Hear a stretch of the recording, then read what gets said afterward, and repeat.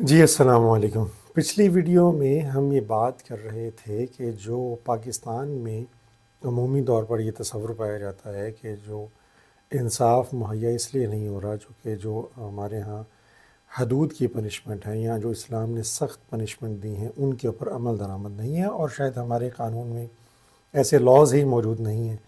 اگر ایسے لاز موجود ہوں تو یہ جو ہمارے ہاں کرائم ریٹ ہے وہ بہت جلد نیچے آ جائے گا، جس کے اوپر ہم نے اوفینس آف زنا انفورسمنٹ آف حدود آرڈیننس 1979 کی بات کی تھی، اور میں نے یہ بتایا تھا کہ اس کے اگر سیکشن نمبر 8 کو آپ پڑھیں جو کہ پیورلی اسلامک لا بیسڈ ایک قانون ہے، سیکشن نمبر 8 کو پڑھیں تو آپ کو پتہ چلے گا کہ اگر زنا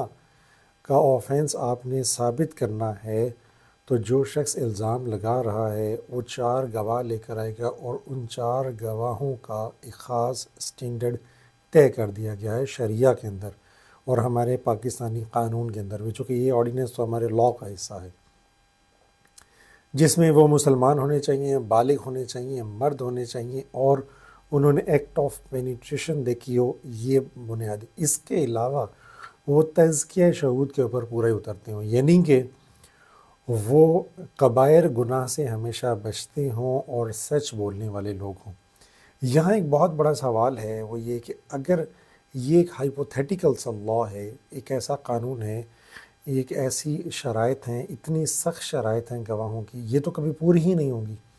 مطلب اگر ایک پوری ہوگی تو دوسری پوری نہیں ہوگی، دوسری پوری ہوگی تو تیسری پوری نہیں ہوگی۔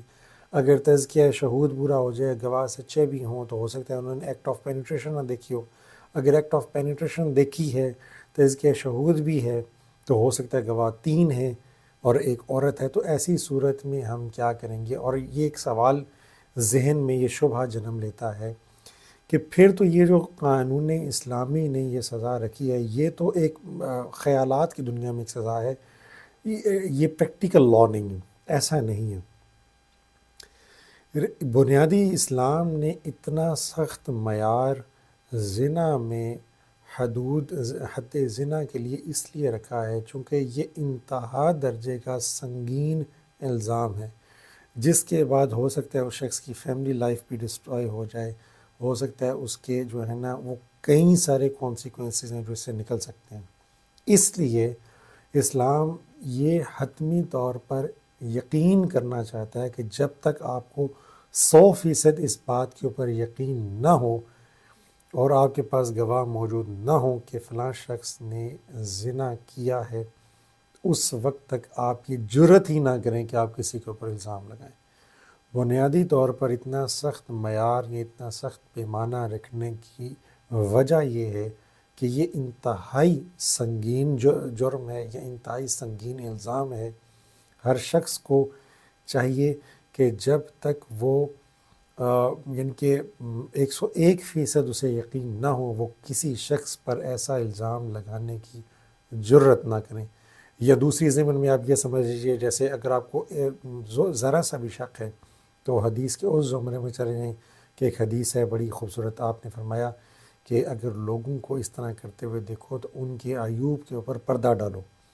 ٹھیک ہے؟ تو اللہ تمہارے عیوب کے اوپر پردہ ڈالے گا، یعنی کہ اگر آپ کسی کو کرتے ہوئے دیکھیں تو درگزر کر دیں اگر آپ کے پاس برڈن آف پروف نہیں ہے، چونکہ اگر آپ الزام لگائیں گے، ثابت نہیں کر پائیں گے، تو آپ کو اس کا جو ہے وہ اس کی سزا ملے گی کہ آپ نے قذف، یعنی کہ آپ نے جھوٹا الزام لگایا، تو وہ دوسری حد میں معاملہ جو ہے وہ چلا جائے گا۔ تو بنیادی طور پر آفینس اپنی جگہ ایگزسٹ کرتا ہے، لا بھی اپنی جگہ ایگزسٹ کرتا ہے، شریعہ میں بھی اور پاکستانی قانون کے اندر بھی،